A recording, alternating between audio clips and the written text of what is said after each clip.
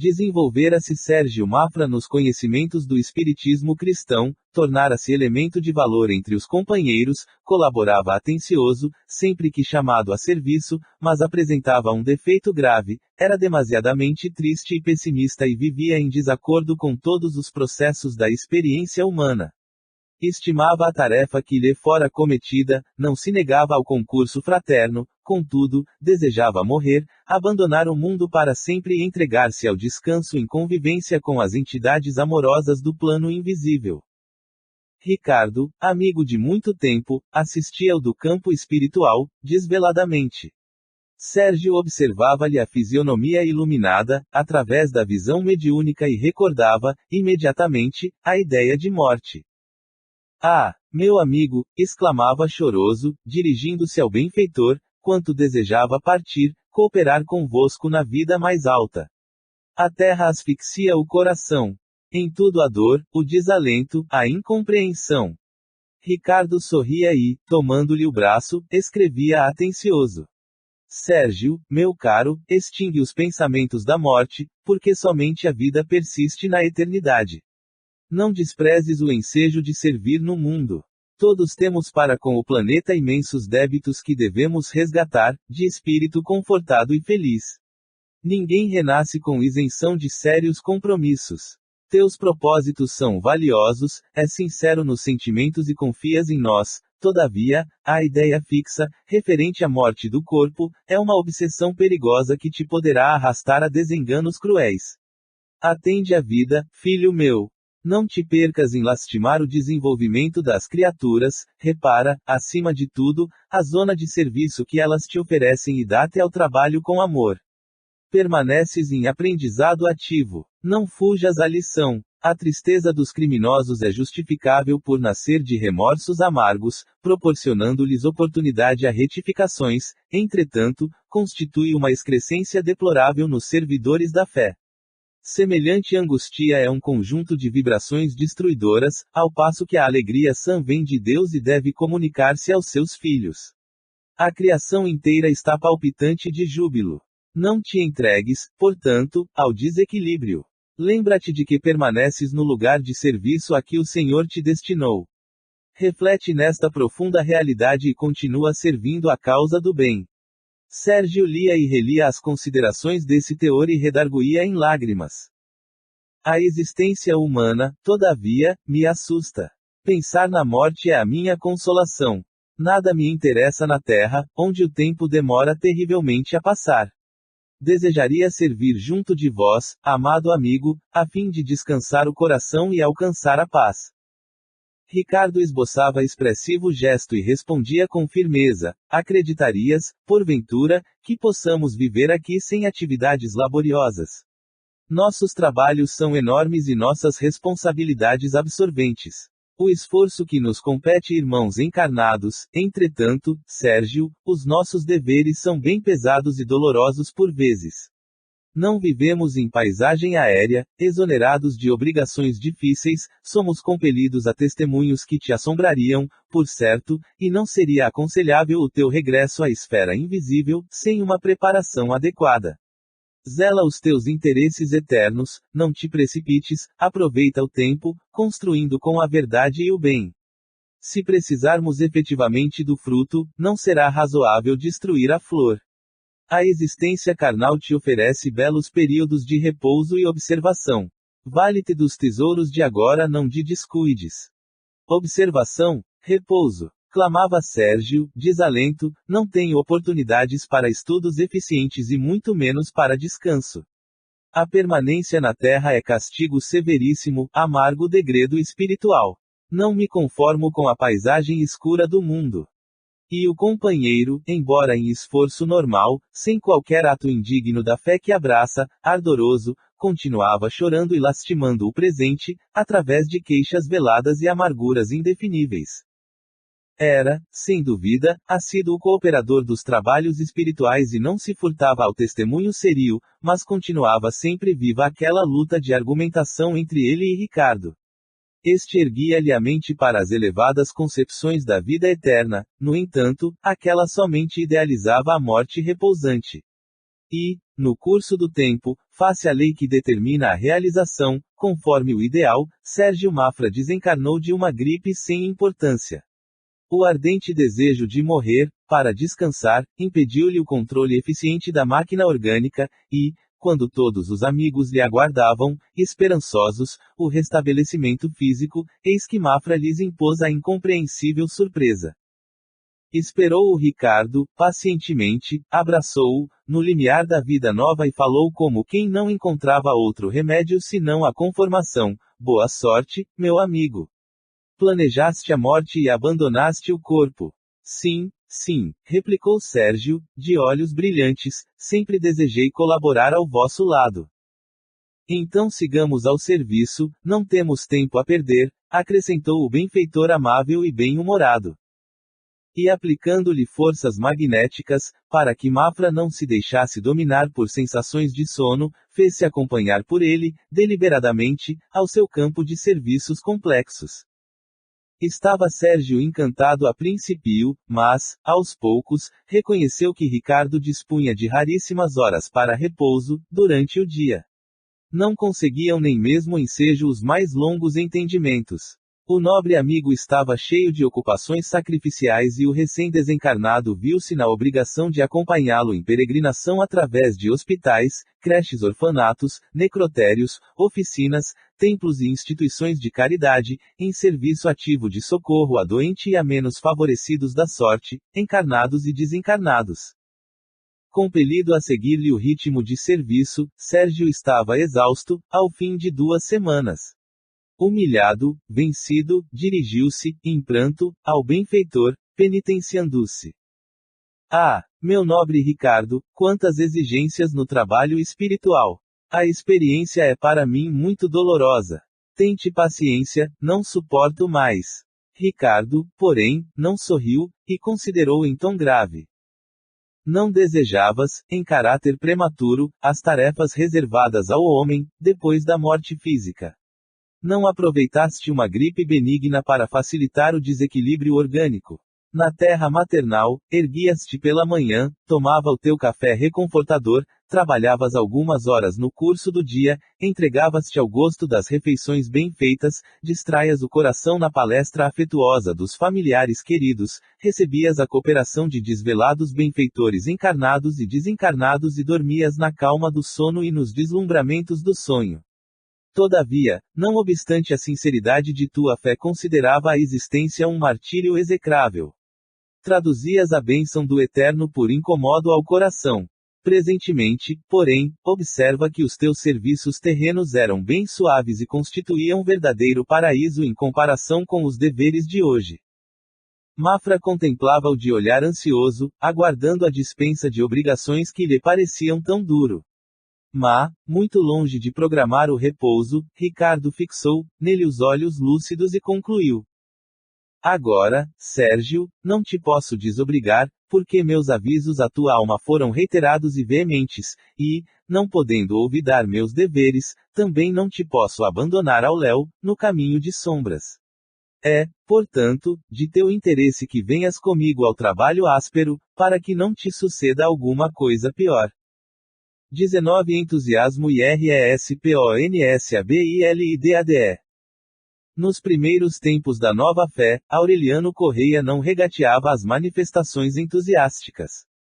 Sou espírita, exclamava convicto, pertenço às fileiras dos discípulos sinceros da nova revelação. Tenho a minha tarefa a cumprir. O rapaz vivia embriagado de jubílio. Comparecia pontualmente às reuniões doutrinárias, comentava ardoroso os ensinamentos ouvidos. Expunha projetos grandiosos, relativamente ao futuro. Instituiria núcleos de fé viva, disseminaria fundações de amor fraternal.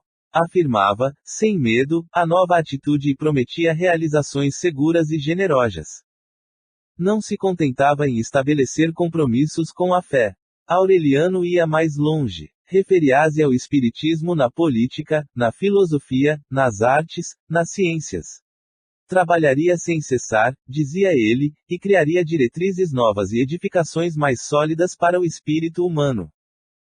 Continuava atravessando a região do entusiasmo fácil, quando, certa noite, no parcial desprendimento do sono, foi conduzido à presença de um de seus orientadores espirituais. O companheiro exultava. A entidade amiga falou carinhosamente, depois de abraçá-lo. Aureliano, que o Senhor te abençoe as esperanças de redenção. Teu caminho cobre-se, agora de júbilos santos. Guardas, meu amigo, a divina lâmpada no coração. A bênção do Eterno Pai segue tuas aspirações de progresso. Sê bendito e feliz, filho meu. Teu ideal de crente fervoroso será uma roseira florida no jardim do Mestre generoso e o perfume de fé em teu espírito idealista. O rapaz chorava de contentamento e emoção. E o sábio mentor prosseguiu calmo e bondoso. Atingirás a praia sublime da paz consoladora e, seguro na terra firme das convicções sadias, observarás, espiritualmente, de longe, o oceano revolto do mundo, embora continues em serviço de abnegação ativa a benefício dos nossos irmãos encarnados, aflitos e vacilantes, na grande jornada, através das ondas vorazes da ilusão. Receberás consolações celestes, ao contato dos amigos espirituais que te esperam, deste lado da vida.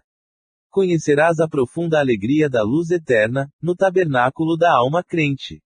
As dificuldades da terra surgirão aos teus olhos, na qualidade de benfeitoras. No seio das lutas mais forte, sentiram o beijo caricioso da amizade dos servos glorificados de Deus, invisíveis no mundo aos olhos mortais. Cada dia será uma taça de oportunidades benditas ao teu coração e cada noite um parque de claridades compassivas, onde meditarás nas dádivas celestes, entre a alegria e o reconhecimento. Alcançarás o bem-estar de quem encontrou o amor universal, a compreensão de todos os seres e o respeito a todas as coisas e, venturoso, estarás a caminho de esferas iluminadas, à distância dos círculos inferiores da carne, seguindo com Jesus, amparado por seu divino amor. Enquanto a entidade fazia súbita parada, sentia-se Aureliano o mais feliz dos homens. Seria o aprendiz superior, discípulo dileto do Cristo. Não cabia em si de satisfação. O orientador devotado, porém, quebrou a pausa longa e tornou a falar. Mas, como sabes, Aureliano, não existe concessão sem responsabilidade.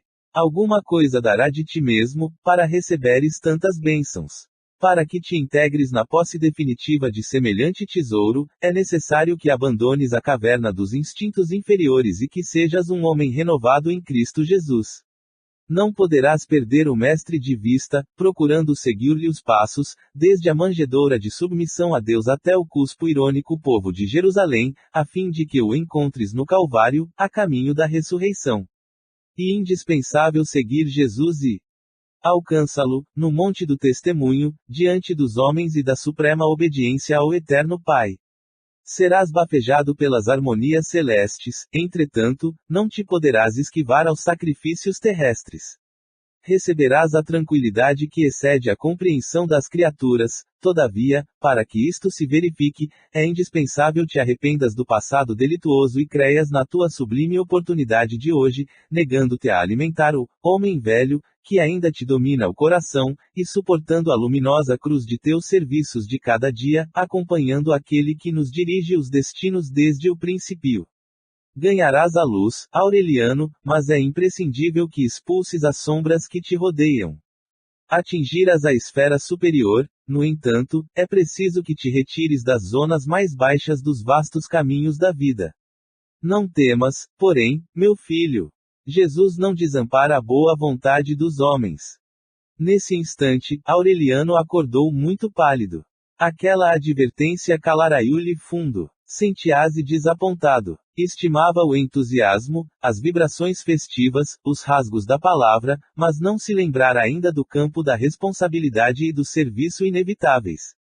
Queria uma doutrina para se proteger, mas nunca pensara na fé que exige trabalho, abnegação e testemunho no bem ativo. Estava, portanto, decepcionado. Aureliano, tão expansivo nas afirmações fáceis, levantou-se da cama, profundamente amuado, arredio, nervoso. Sua mente recuava, a passos largos, nas promessas feitas. Mal não saíra de casa, a caminho do centro urbano, eis que 4 companheiros humildes lhe surgem à frente, solicitando ansiosos. Aureliano amigo, fundamos ontem um núcleo modesto e contamos com você. Sentimos-nos cercados de necessidades espirituais e precisamos cooperadores de sua envergadura. Venha hoje à noite, não falte. Esperamos que aceite o nosso convite e que não desampare a nossa confiança. O interpelado, porém muito diferente da véspera, sem qualquer disposição ao serviço sério, e positivamente em fuga ante a ideia de responsabilidade, respondeu com secura: não, meus amigos, não posso dizer que sou espírita. E, depois de uma pausa, ante o espanto dos companheiros, concluiu: como muita gente, tenho muita vontade de ser. 20 A súplica final. Convencido de que o Mestre distribui as graças, de acordo com as solicitações dos discípulos, o crente fervoroso e sincero, vivamente interessado na perfeita integração com o Senhor, pediu-lhe dinheiro, alegando a necessidade de recursos materiais para atender-lhe aos desígnios. Ouvindo-lhe a rogativa, o Salvador mobilizou emissários para satisfazê-lo. Em breve, a fortuna vinha ao encontro do aprendiz, enchendo-lhe os cofres e prestigiando-lhe a casa. Multiplicaram-se-lhe, porém, as preocupações e surgiram desgostos graves.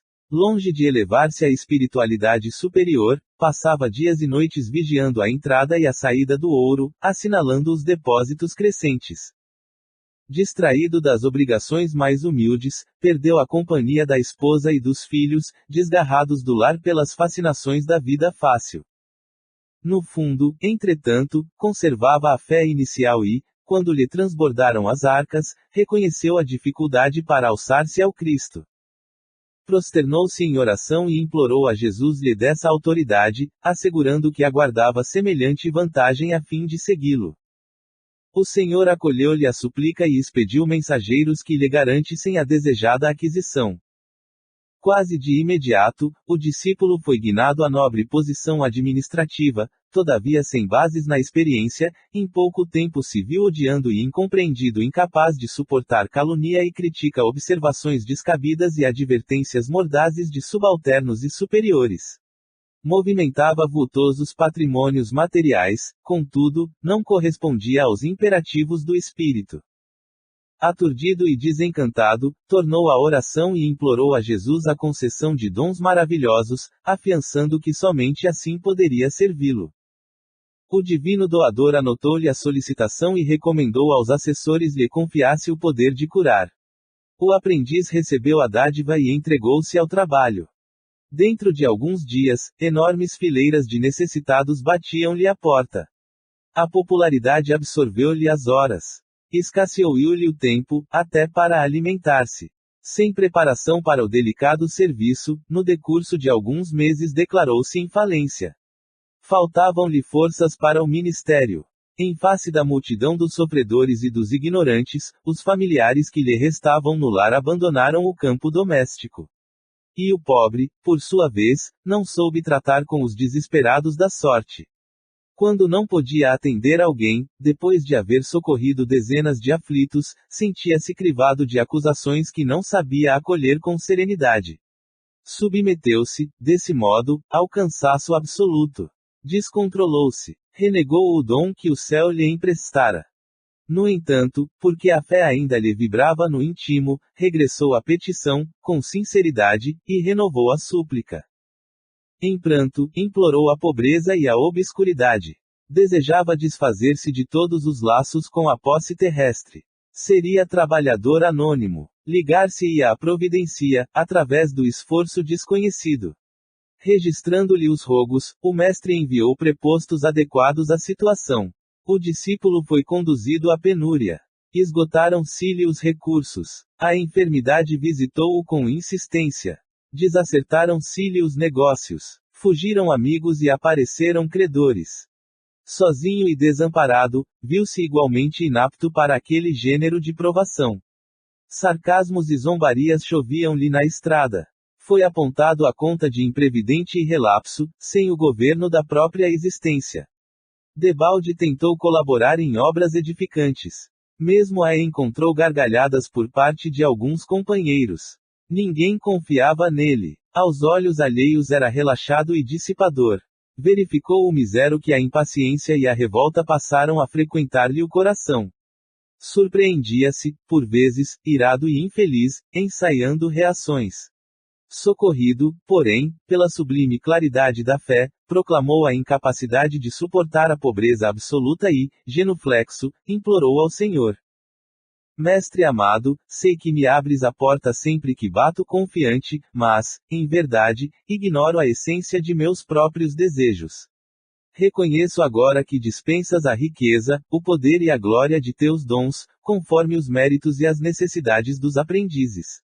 Não dás a escassez externa àquele que ainda não sabe utilizá-la para o bem, nem confias tuas dádivas aos que não sabem como transportá-las, entre os homens ingratos e cruéis. Conheces a posição de cada um de nós e medes, com sabedoria, a extensão de nossas possibilidades.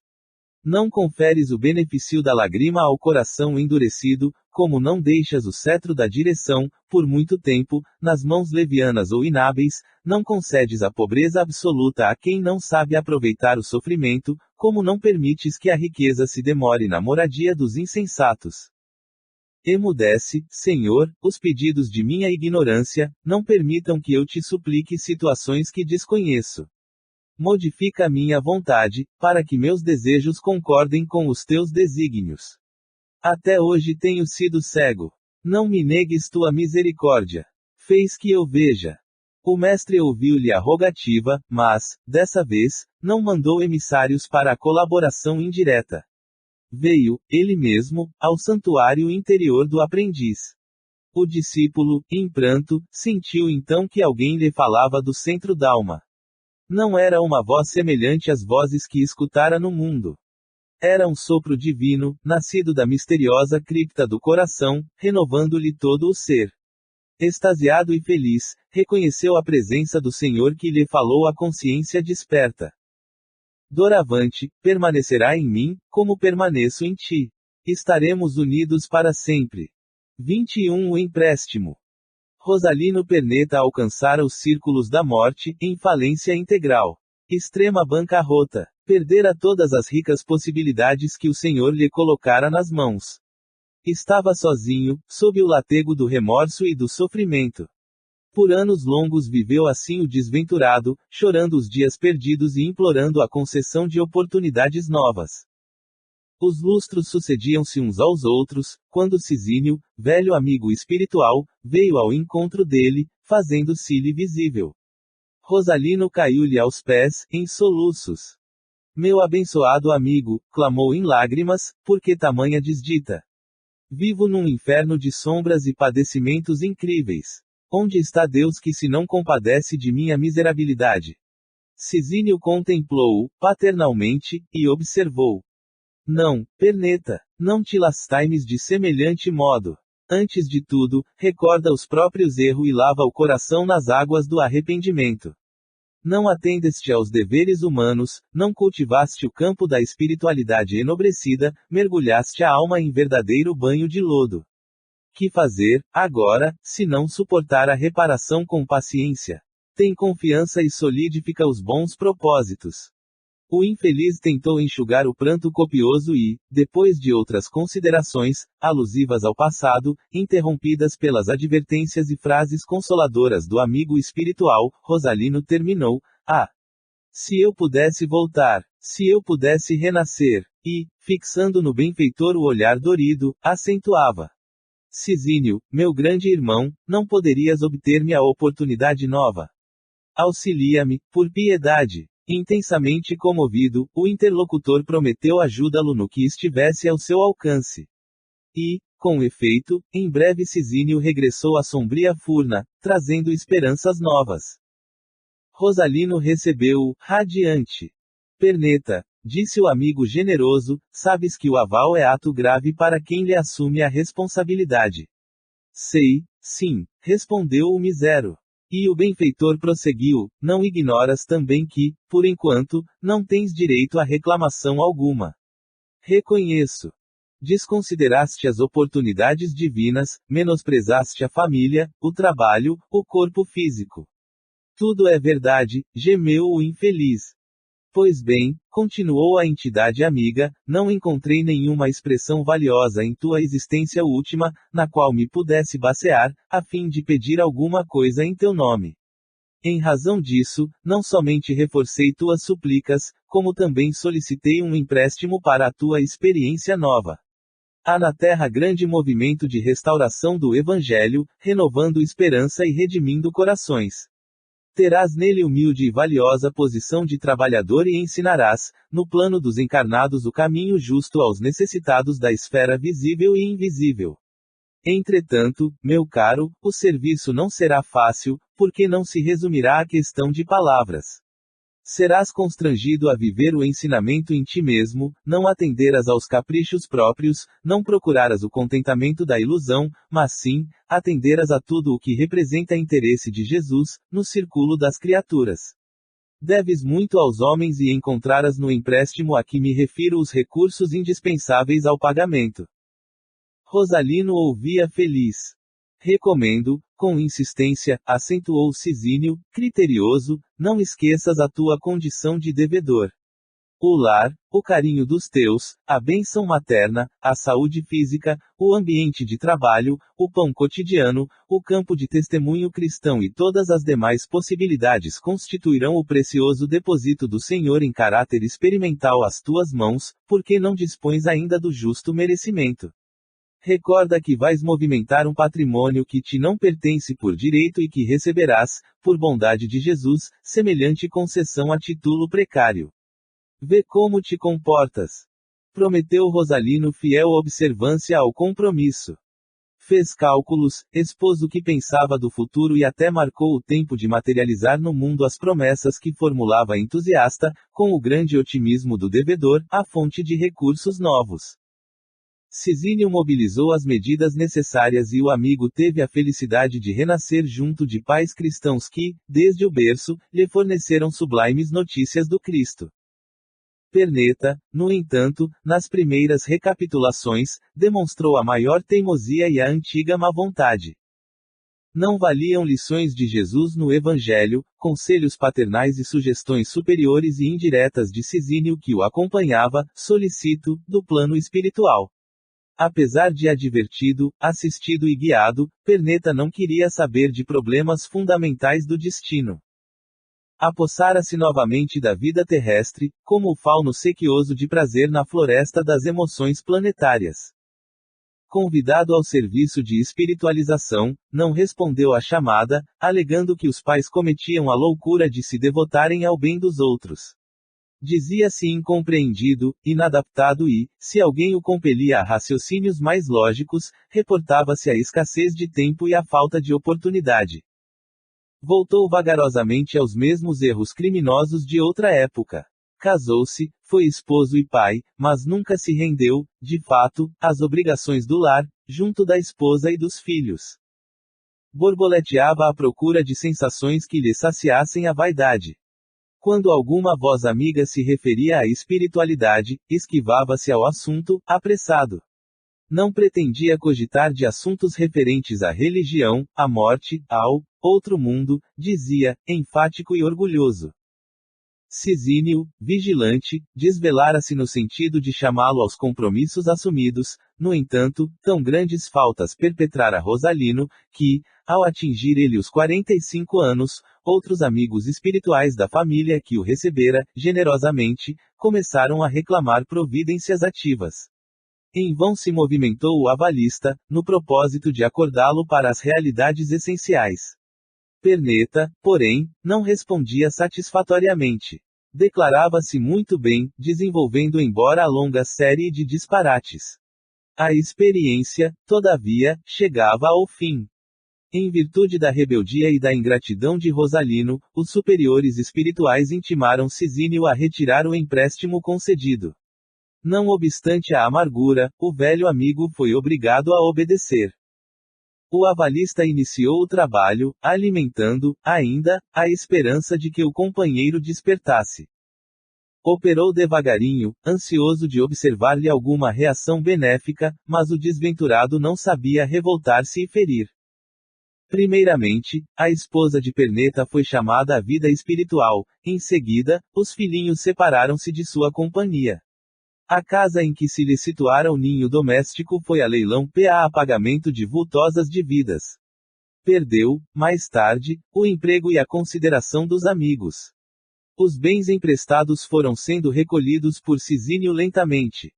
Rosalino, porém, não mostrava qualquer sinal de renovação. Foi irredutível na maldade, na ingratidão, na blasfêmia. Por fim, o avalista retirou-lhe a última concessão, que era a saúde física. No leito humilde de hospital, reconsiderou Perneta a situação, refletiu com mais clareza nas bênçãos de Deus e meditou na eternidade, desejando voltar no tempo, mas era tarde. Não valeram rogativas e prantos. Em manhã muito fria, absolutamente isolado de todos, apartou-se do corpo de carne, premido pelas exigências da morte. Recomeçou para ele, então, o angustioso caminho. Recordou o empréstimo, a dedicação do benfeitor, os compromissos anteriores, a bondade que o cercara em todos os instantes, no transcurso de sua experiência na terra.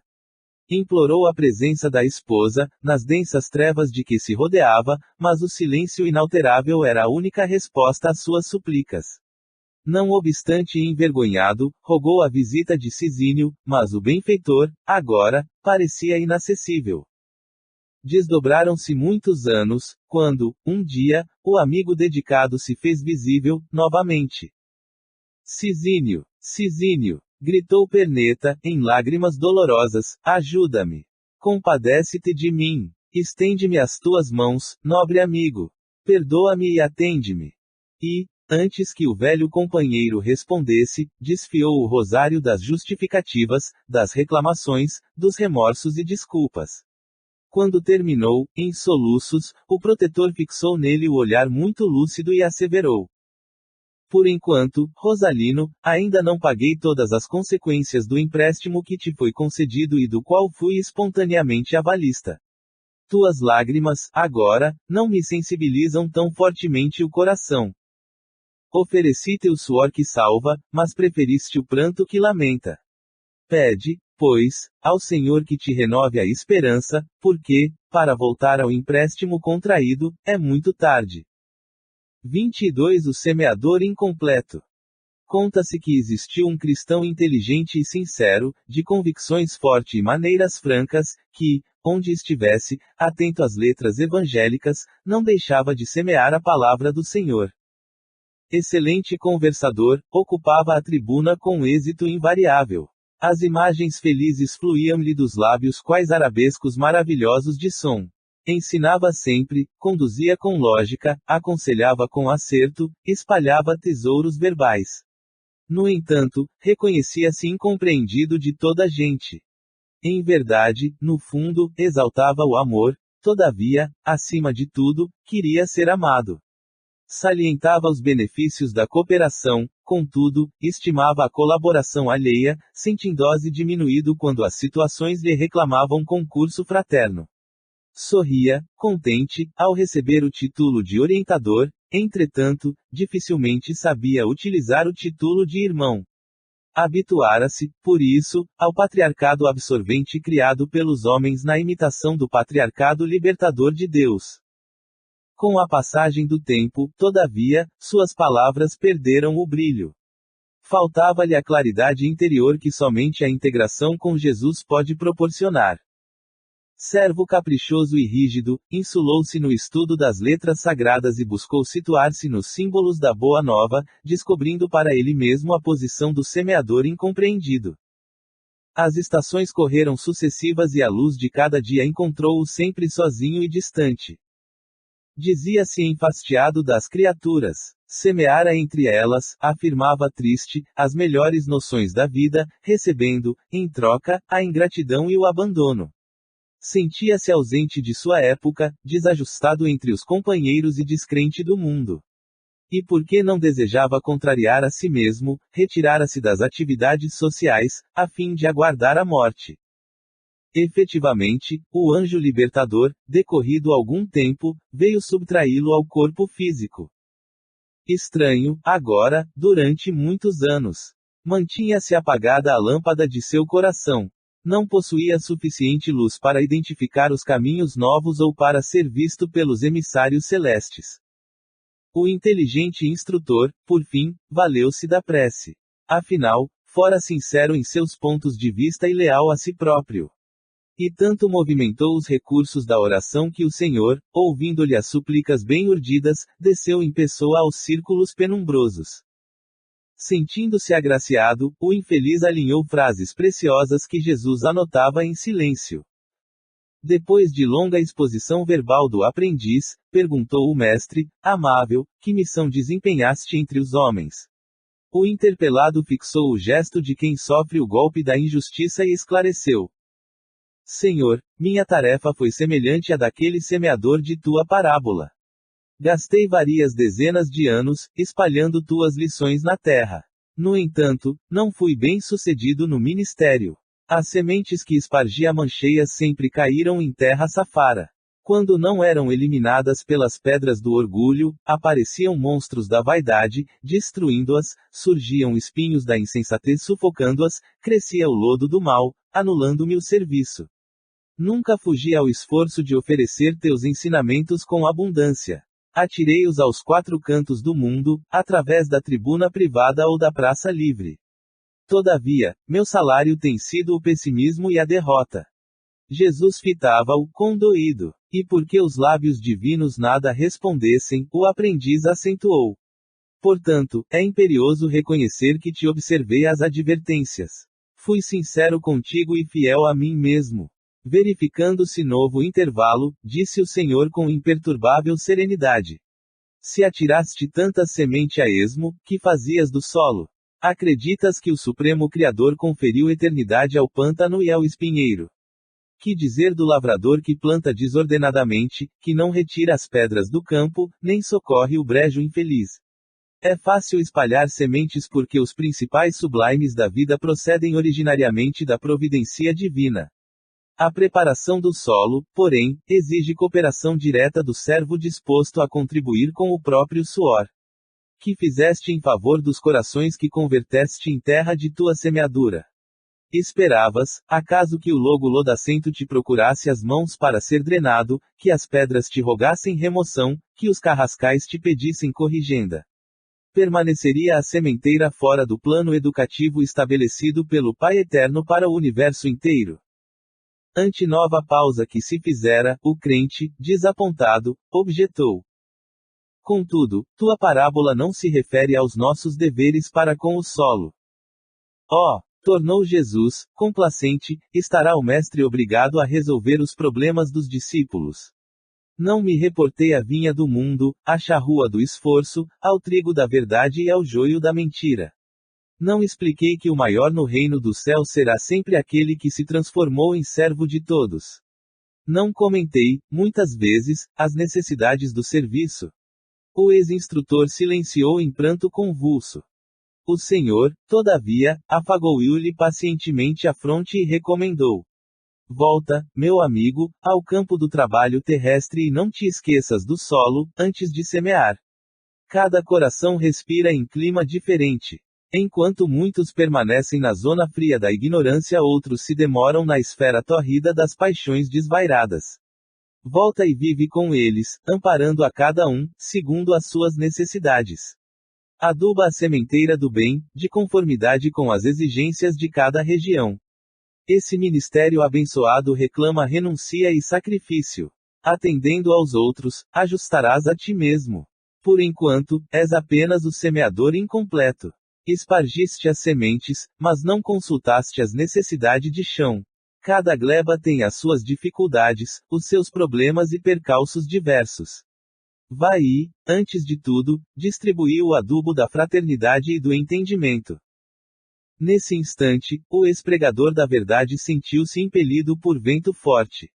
A lei do renascimento arrebatava-o às esferas mais baixas, onde, novamente internado na carne, trabalharia, não para ser compreendido, mas para compreender. 23 Grande cabeça. O Dr. Abelardo Tourinho era, indiscutivelmente, verdadeira águia de inteligência. Advogado de renome, não conhecia derrotas. Sua palavra sugestiva, nos grandes processos, tocava-se de maravilhosa expressão de magnetismo pessoal. Seus pareceres denunciavam apurada cultura. Qual cientista isolado no laboratório para descobrir uma combinação química, Abelardo se mantinha, horas e horas, no gabinete particular, surpreendendo as colisões das leis humanas entre si. Não obstante o talento privilegiado, caracterizava-se, contudo, por traço lamentável. Não vacilava na defesa do mal, diante do dinheiro. Se o cliente prometia pagamento farto, o causídico torturava decretos, ladeava artigos, forçava interpretações e acabava em triunfo espetacular. Chamavam-lhe grande cabeça, nos círculos de convivência comum. Temiam-no os colegas de carreira, que lhe não regateavam respeito e consideração. Penetrando o fórum, provocava movimentos de singular interesse. Retraiam-se os companheiros, enquanto os serventuários se atropelavam a fim de atendê-lo no que desejasse. O doutor Abelardo era sempre requisitado a serviços inadiáveis, em razão da nomeada fulgurante. Devia ser ouvido antes dos outros. Muita vez, foi convidado a atuar, em posição destacada, nas esferas político-administrativas, entretanto, esquivava-se, maneiroso. Que representavam as singelas gratificações de um deputado, em confronto com os honorários que lhe cabiam. Verdadeiras bagatelas. Seus clientes escorcháveis eram sempre numerosos. Sua banca era frequentada por avarentos transformados em sanguessugas do povo, por negociantes inescrupulosos ou por criminosos da vida econômica, detentores de importante ficha bancária. Abelardo nunca foi visto lutando em causa humilde, defendendo os fracos contra os poderosos, amparando infortunados contra os favorecidos da sorte. Afirmavam não se interessar em questões pequenas. Grande cabeça, asseveravam todos os conhecidos, sem restrições. Alguém havia, porém, que acompanhava o grande intérprete da lei, sem elogios precipitados. Era sua mãe, nobre velhinha cristã, que o alertava, de quando em quando, com sinceridade e amor. Abelardo, meu filho, costumava dizer-lhe, prudentemente, não te descuides na missão do direito. Não admitas que a ideia de ganho te avassale as cogitações. Creio que a tarefa da justiça terrestre é muito delicada, além de profundamente complexa. Ser advogado, quanto ser juiz é difícil ministério da consciência. Por vezes, observo-te as inquietações na defesa dos clientes ricos e guardo apreensões justas. Não te impressiones pelo dinheiro, meu filho. Repara, sobretudo, o dever cristão e o bem a praticar. Sinto falta dos humildes, em derredor de teu nome. Ouço os aplausos de teus colegas e conheço a estima que desfrutas, no seio das classes abastadas, mas ainda não vi, em teu círculo, os amigos apagados de que Jesus se cercava sempre. Nunca pensaste, Abelardo, que o Mestre Divino foi advogado da mulher infeliz e que, na própria cruz, foi ardoroso defensor de um ladrão arrependido. Creio que o teu apostolado é também santo. O eminente homem da legalidade meneava a cabeça, em sinal de desacordo, e respondia: Mãezinha, os tempos são outros. Devo preservar as conquistas efetuadas. Não posso, por isso, satisfazer-lhe as sugestões. Compreende a senhora que o advogado de renome necessita cliente à altura. Aliás, não desprezo os mais fracos.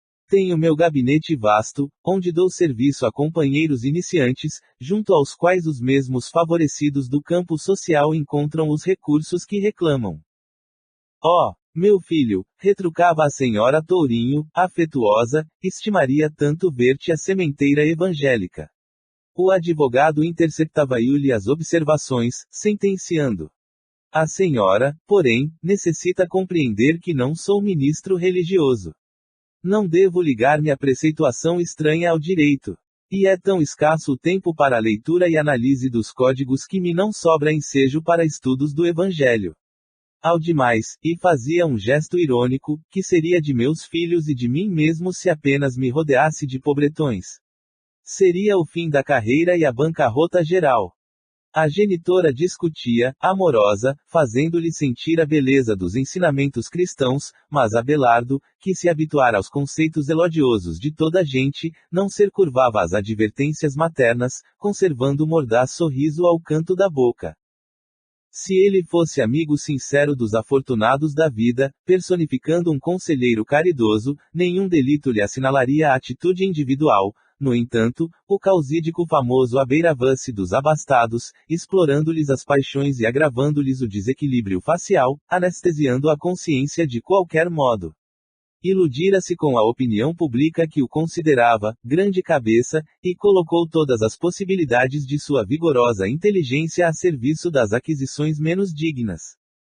A experiência terrestre, contudo, foi passando, devagar, como quem não sentia pressa em revelar a eternidade da vida infinita.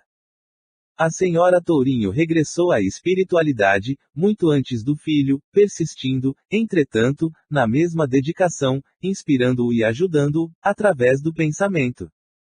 Abelardo, todavia, jamais cedeu. Sentia-se a suprema cabeça em seu círculo, com a última palavra nos assuntos legais. E foi assim que a morte o recolheu, envolvido em extensa rede de compromissos. Muito tarde, compreendeu o antigo lidador do direito as tortuosidades perigosas que traçara para si mesmo. Muito sofreu e chorou nos caminhos novos. Não conseguia levanta-se, achava-se caído, na expressão literal. Cresceraiu-lhe a cabeça enormemente, subtraindo-lhe a posição de equilíbrio normal. Colara-se à terra, entontecido e frequentemente atormentado pelas vítimas ignorantes e sofredoras.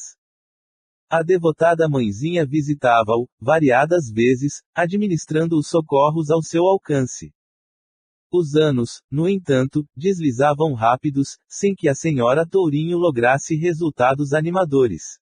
Prosseguia o penitente, na mesma situação de imobilidade, deformação e sofrimento.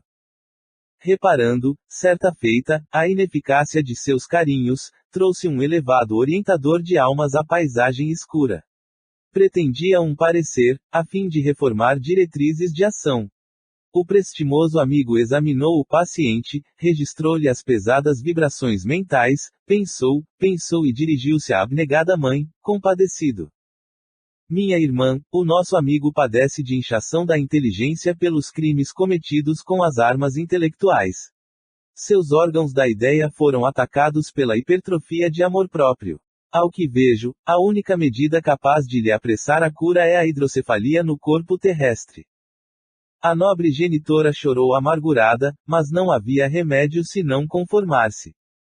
E, daí a algum tempo, pela inesgotável bondade do Cristo, Abelardo Tourinho podia ser identificado por amigos espirituais numa desventurada criança do mundo, colada a triste carrinho de rodas, apresentando um crânio terrivelmente disforme, para curar os desvários da grande cabeça. 24 Proteção educativa. No jardim da residência confortável da família Torres, palestravam duas entidades espirituais. Ezequiel, esclarecido mensageiro e amigo desvelado, viera observar os serviços de Antônio junto àquele núcleo familiar, que os dois haviam tomado sob dupla guarda, em razão dos elos afetivos que os reuniam entre si, desde muitos séculos. Como seguem os nossos tutelados? Inquiriu o emissário que vinha de plano superior, compreendem agora a proteção divina. Com que esperança vivo refletindo na situação deles? Sabe você que muito devo a Malvina e a João, em face das minhas duras tarefas no pretérito. Tive a felicidade de adiantar-me na senda evolutiva, no entanto, não me seria possível esquecê-los. O companheiro ouvia-lhe as expressões sem ocultar a profunda melancolia que lhe transparecia no rosto. Ezequiel, todavia, dando curso às emoções sublimes do momento, prosseguiu. Congreguei meus velhos amigos com os adversários de outra época e espero que, transformados em pais e filhos no cadinho doméstico, possam agora avançar no rumo da paz que excele o humano entendimento. A gratidão não ouvida aos bens recebidos. É o que acontece igualmente entre nós ambos, meu caro, murmurou Antônio, comovido, não posso apagar da lembrança o débito que me vincula à sua generosidade. Como se não desejasse receber agradecimentos diretos, Ezequiel modificou a rota da conversação acrescentado: Malvina comporta-se bem na luta redentora. O interpelado mostrou sinais de amargura no semblante abatido e respondeu: Não tem sabido enfrentar a facilidade e a abundância. Vive aflita sem causa e insatisfeita sem motivo. Com tantos recursos que lhe são conferidos. Interrogou o superior admirado. Infelizmente assim é. Há alguma enfermidade grave atormentando a família? Esboçou Antônio significativo gesto e acentuou. Segundo sabemos, o corpo ocupado pela doente não pode acomodar-se com a saúde perfeita, mas, no círculo de minhas possibilidades, esforço-me, quanto possível, para que Malvina, João e os filhos estejam equilibrados. Nunca se levantam, cada manhã, sem que eu os assista com elementos fluídicos de medicação, e desse modo, tenho tido o prazer de vê-los, no trabalho comum que edifica sempre. É, porventura, insuficiente o salário que recebem. Quanto a isso, elucidou Antônio, marchando a terra em carro confortável e precioso. O chefe da casa dirige um escritório com remuneração excelente. José e Oscar, os dois filhos mais velhos, altos empregados de uma oficina em Todos os Santos, Hermenegildo e Paulo, os dois menores, trabalham no centro urbano, com vencimento compensador. Sofrem alguma perseguição descabida. Desfrutam geral estima e, além disso, incumbo-me de auxiliá-los diariamente, conforme suas recomendações, colaborando, indiretamente, na solução de todos os problemas que os interessam de perto. Possuem razão seria para desgostos íntimos. Antônio sorriu e obtemperou. Não contam com motivos quaisquer para contrariedades fortes, entretanto, procuramo-nos. Vivem nervosos e exasperados. O espírito materno é sempre a fonte de inspiração para o santuário doméstico, e a posição atual de Malvina, nesse sentido, é das mais deploráveis. Tanto se queixou a nossa amiga que o marido e os filhos andam hoje contagiados do mesmo má. Afirmam-se desprotegidos, cansados, desiludidos da sorte. Não há ensinamento que os esclareça, alegria que os alente ou remuneração que os satisfaça. Ezequiel, preocupado, considerou, depois de longa pausa, observarei pessoalmente. Demandaram o interior, em atitude fraterna. Era manhã e Dona Malvina, muito distante do governo do lar, mantinha-se em prosa comprida com uma senhora da vizinhança. Dona Amélia, comentava, gesticulando, a senhora está muito enganada quanto à nossa situação. Meu esposo recebe ordenado miserável. Meus filhos não ganham para viver com decência. Já não sei como solucionar os presentes enigmas financeiros. Estamos empenhados em armazéns e lojas. Ocasiões aparecem nas quais, francamente, não sei como me comportar. É estranho, clamava a interlocutora, porquanto sempre supus a sua casa em ótimas condições. Nós, tornava a protegida de Ezequiel, vivemos atolados em débitos pesados. Ah, minha amiga. Enquanto João se esgota, morro aos bocadinhos, entre aflições de toda sorte. Somos muito infelizes. Lamentações alongarão-se pelas horas adentro. E tão logo se despediu a vizinha, outra amiga apareceu, continuando Malvina no mesmo diapasão. Andava saudosa de sua palestra, minha boa Teresa. As pessoas atormentadas e sofredoras, assim como eu, necessitam ouvi-la. No entanto, Dona Malvina, objetava a amiga bondosa, o seu aspecto é outro. Creio encontrá-la muito forte e tranquila. Minha filha, respondia a senhora Torres, tornando a voz comovedora e mais tremula, nunca sofri tanto, quanto agora. Não sei o que será de nós. Tudo está negro em nossos caminhos. No serviço, o esforço de João não é apreciado na devida conta e meus desventurados filhos se esfalfam inutilmente entre exigências indébitas dos administradores e vãs promessas de melhoria. Até onde iremos com as nossas provações amargas? Já não sei orar e tão grandes têm sido os nossos padecimentos que a fé me parece vazia, sem expressão. Daí a instantes, enquanto Malvina desfiava o longo rosário de lágrimas verbais, entra o marido para o almoço, seguido pelos filhos, com alguns minutos de espaço. A visitante, atordoada, sem mais delonga despediu-se e a residência dos Torres converteu-se num purgatório de imprecações. O chefe da casa insurgia-se contra os políticos, contra os acionistas da empresa a que se ligara, reclamava quanto ao pão mal feito e condenava o guardanapo mal posto, fazendo larga ostentação de autoridade, ao passo que os filhos lhe copiavam os gestos, excedendo-se em afirmações levianas ou insensatas. Dona Malvina, no centro daquele desvairado parlamento doméstico, enxugava os olhos inchados de chorar, proclamando-se a mais infeliz das mulheres. Por 2 horas consecutivas, ali esteve Ezequiel, observando discussões e reclamações. O grupo não encontrava um minuto sequer para conversar edificando. Aquela meia dúzia de corações reunidos semelhava-se a um poço de águas envenenadas, expelindo lodo pelas bordas. Fundamente consternado, o benfeitor dirigiu-se a Antônio, com amarga inflexão: é lastimável identificar a atitude de nossos velhos amigos. Infelizmente, não sabem receber o concurso da amizade reconhecida. Não dispõem de suficiente educação para registrar as manifestações de nossa ternura. A benefício de todos, porém, ficarão a sós, por algumas semanas. Antes que o mentor concluísse, perguntou Antônio, espantado. Que diz? Deixaremos Torres sem assistência? Que será dessa pobre família? Não aplicaremos remédio violento, elucidou Ezequiel, convencido: a proteção aos companheiros na carne é análoga à que se dá às plantas. De quando em quando, é preciso retirar, mudar ou renovar.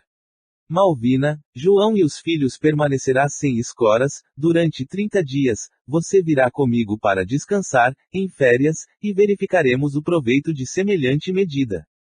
Creio que nesse pouco tempo fará Malvina intensivo curso de entendimento, serviço, gratidão e prece. Nossa amiga tem recebido até hoje a proteção confortadora, mas, doravante, necessita receber a proteção educativa. O programa traçado foi cumprido integralmente. A breve trecho, a casa dos Torres experimentou enorme alteração.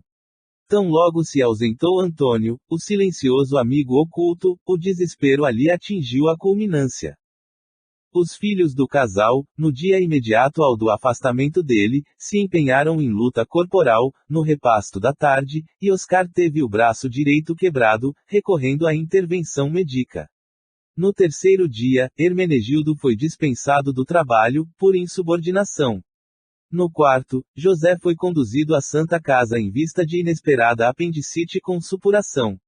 No quinto dia, o chefe da família foi atropelado por automóvel, ao sair do escritório, sendo transportado ao pronto-socorro e, no sexto dia, Paulo era trazido para casa, em carro da assistência municipal, em razão de queda espetacular no serviço. Dona Malvina não encontrou mais tempo para se queixar do mundo e da sorte, e, findos os 30 dias do programa, quando Ezequiel e Antônio lhe penetraram, de novo, o domicílio, encontraram-na em oração, profundamente transformada.